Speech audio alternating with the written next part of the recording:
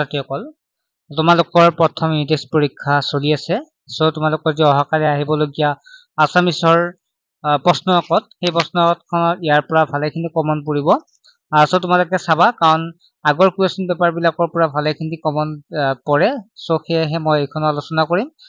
share কৰি দিম তোমালোকক ভালদৰে চাবা ইয়াৰ উপৰি তোমালোকক বহুতে অৱগত হৈছে চাগে আৰু বহুতে নাজানে কাৰণে আমি ক'ব লগা হৈছে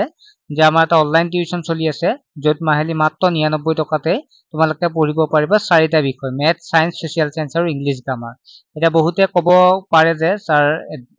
প্ৰতিটো ভিডিওতে আপুনি অনলাইন ক্লাছৰ কথা কৈ আছে কিন্তু এইটো কাৰণে কোৱা হৈছে যিসকল দুখীয়া ঘৰৰ ছাত্ৰ-ছাত্ৰী মেইনলি দুখীয়া বা মধ্যবিত্ত ছাত্ৰ-ছাত্ৰী তেওঁলোকে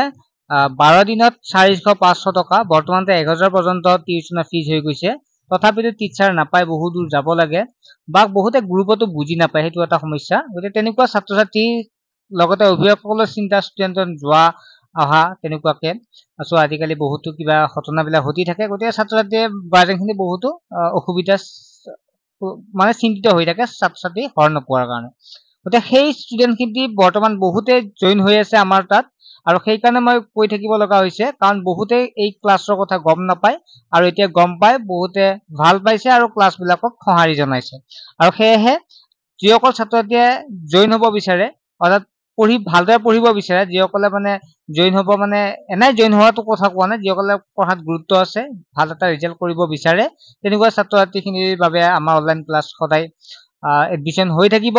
আৰু যিসকল ছাত্ৰ-ছাত্ৰীয়ে জয়েন হ'ব বিচাৰে হ'ব পাৰে তোমালোকে এতিয়া ইউনিট টেষ্ট পৰীক্ষা হৈছে এতিয়া জয়েন হৈ লোৱা জয়েন হলেও তোমালোকৰ এইকেদিন আমি টিউচন যেবে ধৰা নহব ফিজটো তোমালোকৰ ধৰা নহব জুলাই 1 তাৰিখৰ পৰা ধৰা হ'ব কিন্তু এইকেদিন জয়েন হলে তোমালোকৰ কি লাভ হ'ব যে তোমালোকৰ আগৰ ক্লাছ বিলাক পাই যাবা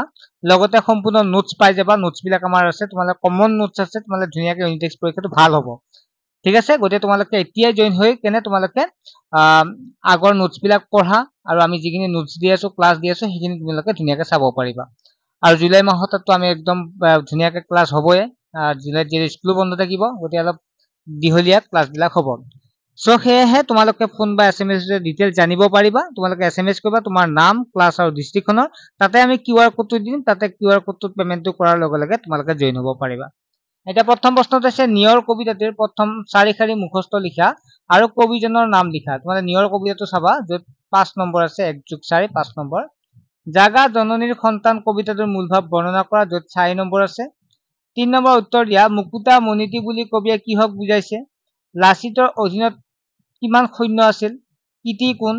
দুৰ্জয় অভিযান বুলি কি বুজাইছে লাচিত দিৱস কি তাৰিখে পালন কৰা হয় জ্যোতিপ্ৰসাদ আগৰৱালাই লিখা দুখন নাটৰ নাম লিখা বৰ্তমান খৰায়াতৰ সমস্যাবোৰ কি 2 নম্বৰ আছে দ্বিতীয় বিশ্বযুদ্ধৰ সময়ত থকা জাৰ্মান সেনাধ্যক্ষৰ নাম কি তেওঁ ইহুদীসকলক কি কৰিছিল 2 নম্বৰ আছে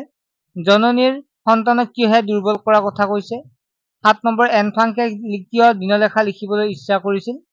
8 নম্বৰ লাচিতে অসমীয়া সৈন্যবস্ত্ৰে বুজোৱাৰ উদ্দেশ্যে ৰামসিংহ কি পঠাইছিল আৰু কি বুজাইছিল 9 নম্বৰ আছে মানুহতকৈ কাগজৰ ধৈৰ্য বেছি বুলি এনফ্ৰাংকে উপলব্ধি কৰিছিল কিয় বুজাই লিখা য'ত 3 নম্বৰ আছে ভাৱ বহলাই লিখা খাতুৰ নিজ বাহুবলে খাতুৰিব নোৱাৰিলে যা ৰখাতলে য'ত 4 নম্বৰ আছে ভাৱ বহলাই লিখাত প্ৰসংগ সংগঠিত অক্ষৰ ব্যাখ্যা কৰা হে হৰাই হাত নাই কিন্তু হৰাই হাত আছে ইয়াত নেক্সট ওয়ান 12 নম্বৰটো 11 পিছে 12 নম্বৰটো চোৱা তোমালোকে অধ্যক্ষম আৰু তদ্ভৱ কাক বোলে এটাকৈ উদাহৰণ দিয়া তলত দিয়া শব্দবোৰ সমাৰ্থক শব্দ লিখা মৃত্যু জননী বীৰ নিনাদ তলত দিয়া শব্দবোৰ বিপৰীতাৰ্থ বুজোৱা শব্দ লিখা স্থায়ী প্ৰকাশ ভোগ স্মৃতি নেক্সট হ'ল 15 নম্বৰ বিশেষৰ পৰা বিশেষণলৈ আৰু বিশেষণৰ পৰা বিশেষলৈ নিয়া অসম নম্ৰ হৰ টেঙৰ এইটা বিশেষৰ পৰা বিশেষণ আৰু বিশেষণৰ পৰা বিশেষলৈ নিব দিছে সন্ধি ভাঙা আৰু জোৰা লগা দুটা বিদ্যা যোগ আলয় উজ্জ্বলটো ভাঙিব লাগিব নিশ্চয় যে অকল জোৰা লগাব লাগিব তেনেকুৱা গমে পাইছে তোমালোকে মনোযোগ দিনযোগ স্নিক দেৱালয়